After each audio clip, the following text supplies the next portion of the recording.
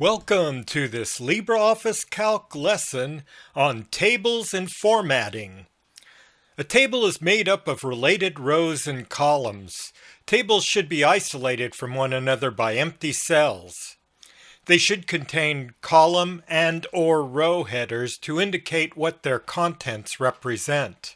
This example has sales for a column header, the months January to April, and the total are row headers. This table would look a lot clearer with some formatting.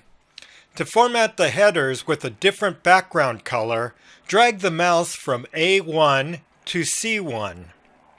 Then press Ctrl while dragging from A2 to A6. Click the arrow next to the background color button and choose a color. I'm going to choose a dark blue. The font color changes automatically to white. If you want a different font color, press the arrow next to the font color button and choose a color. I want the background of the total cell a different color to distinguish it from the other values. So I'll click the background color button to choose a light yellow color.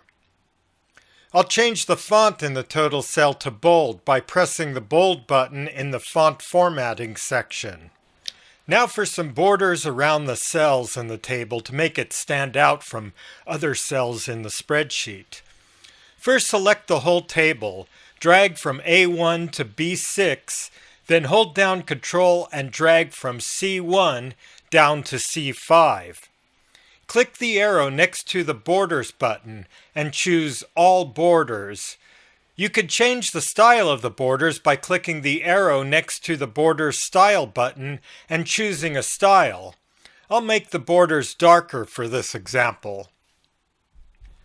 The numbers now need to be formatted. When you type a number in a new spreadsheet, it takes on the default format and displays the number as it is typed into the cell. You could format the number more specifically by pressing the currency, percentage, decimal number, or date button. First, I'll format the values in the sales column as currency by dragging from B2 to B6 to highlight. Then press the currency button. Next, highlight the numbers in the percentage of total column by dragging from C2 down to C5. And press the percentage button. Another way to format cells and numbers, which has more options, is to highlight the cell or cells, right-click and choose Format Cells, which brings up the Format dialog.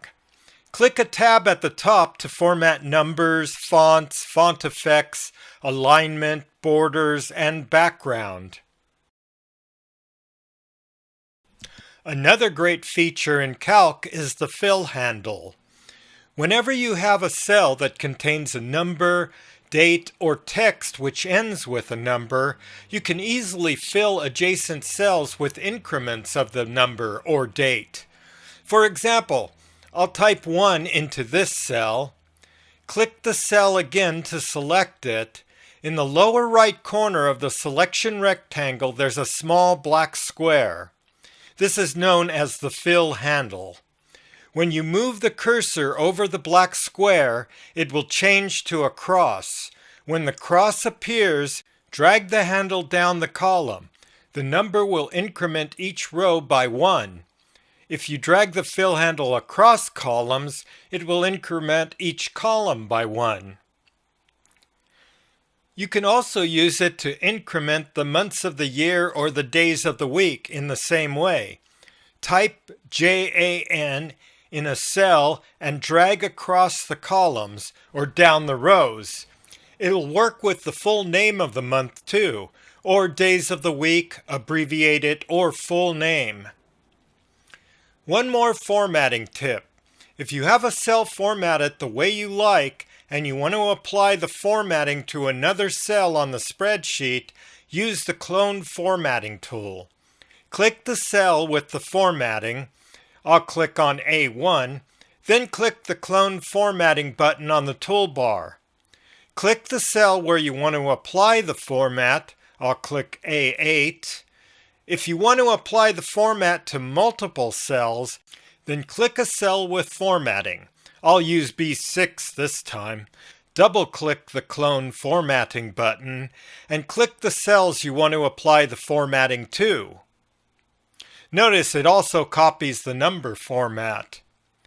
When you're through, press the Escape key. Well, that concludes this lesson. Thanks for watching. So long for now.